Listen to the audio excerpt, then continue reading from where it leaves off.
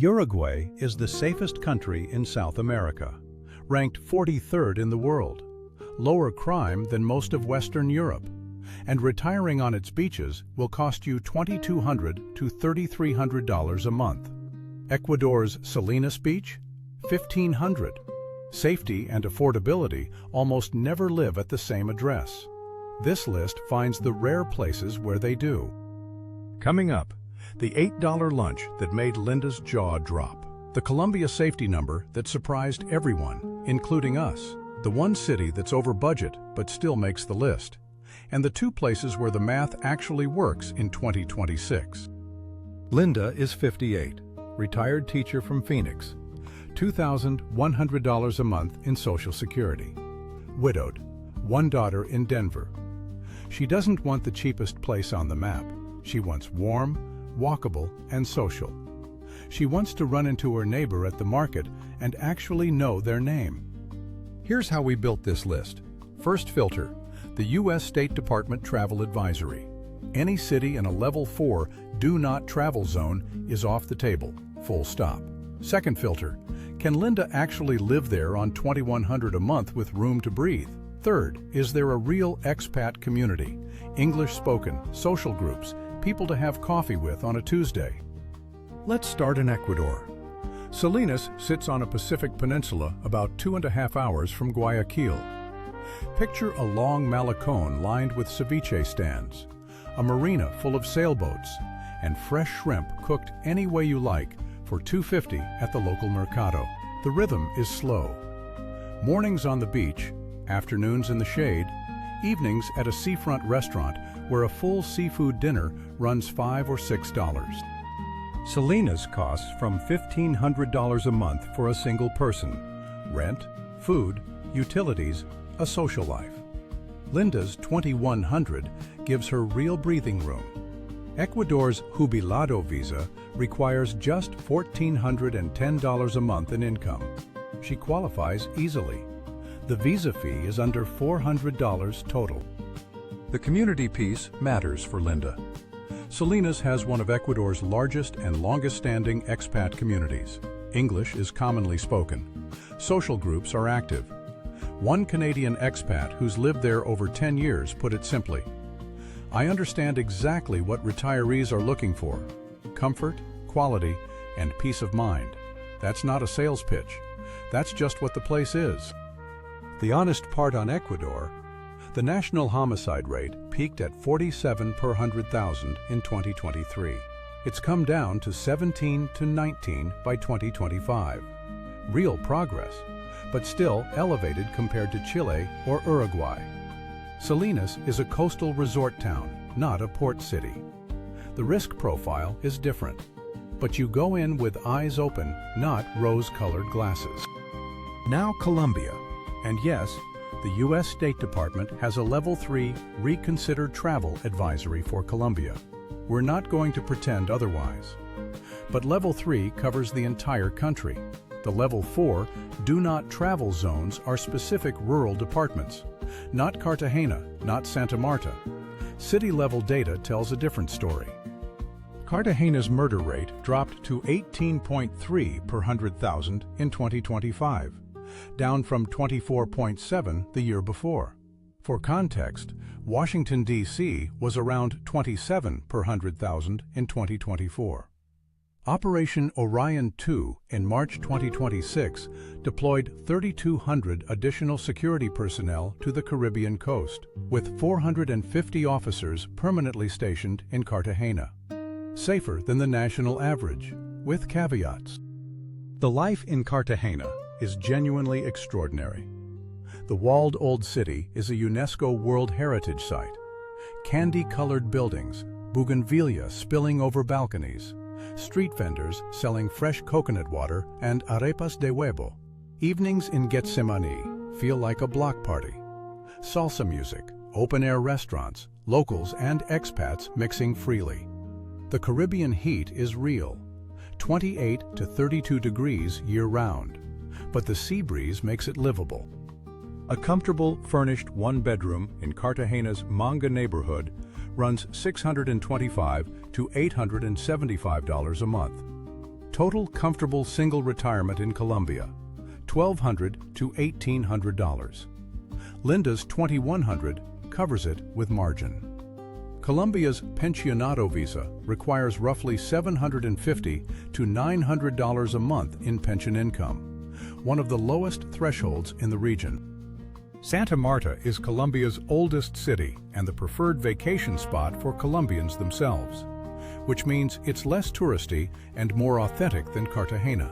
Fresh seafood restaurants, a seafront park, and 10 minutes away, Taganga, fishing boats unloading the day's catch at sunset. Furnished apartments here run $300 to $600 a month.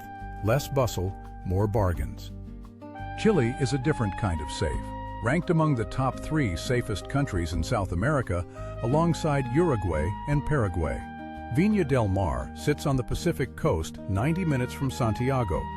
Flower-lined boulevards, a casino, a famous flower clock, and a beach culture that feels more European than tropical. The food leans toward fresh seafood, congrio, machas a la parmigiana, a glass of Chilean Sauvignon Blanc in the afternoon sun.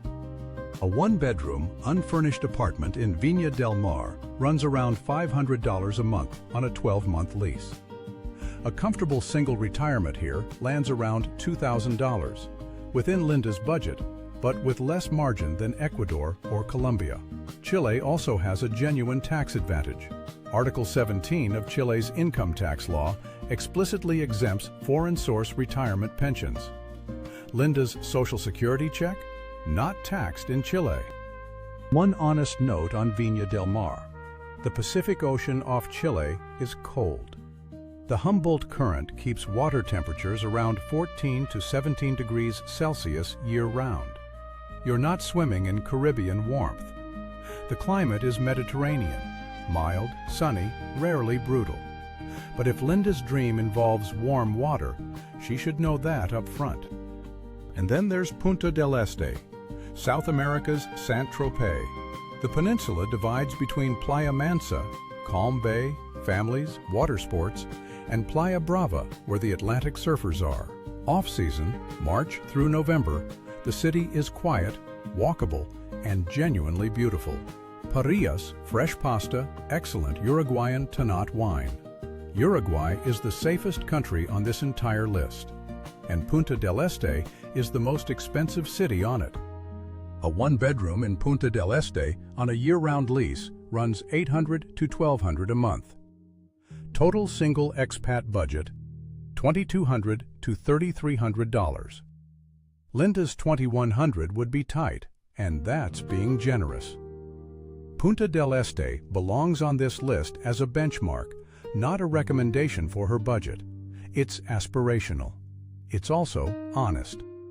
2 cities we looked at, but can't fully recommend yet. Mancora in Peru comes up constantly in expat forums. Ultra-cheap Pacific Beach, maybe $800 to $1,200 a month. But hard data on retirement costs is thin.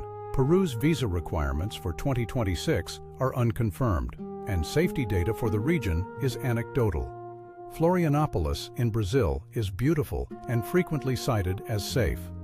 But Brazil has no dedicated retirement visa, and the language is Portuguese only. For Linda, who wants community and ease, that's a real friction. Argentina's Mar del Plata is cheap. A couple can live on $1,400 to $2,200 a month, but Argentina's inflation peaked at 236% in 2024.